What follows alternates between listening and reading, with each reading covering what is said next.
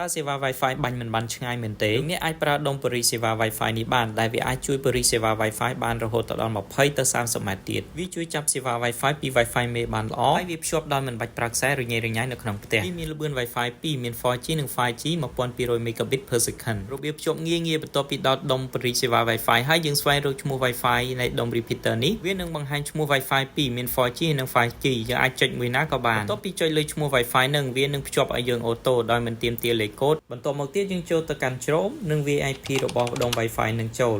មាន 192.168.188.1 បន្ទាប់មកវានឹងស្វែងរកឈ្មោះ Wi-Fi ដែលយើងចង់ភ្ជាប់ចុចលើឈ្មោះ Wi-Fi ដែលយើងចង់ភ្ជាប់និងវាលេខកូដ Wi-Fi មេរបស់យើងចូលបន្ទាប់ពីវាយលេខកូដចូលហើយយើងចុចពាក្យ next ចុចពាក្យ next ទៀតបន្តមកទៀតចុចពាក្យ start connect ហើយយើងត្រូវរងចាំបន្តិចនៅពេលដែលយើងភ្ជាប់បានជោគជ័យនៅលើដុំ Wi-Fi repeater នេះវានឹងបង្ហាញភ្លើងពណ៌បៃតងចំនួន3នៅលើដុំនេះពេលនោះយើងអាចចូលទៅចាប់និងប្រើប្រាស់ Wi-Fi ពីដុំ repeater នេះបានហើយ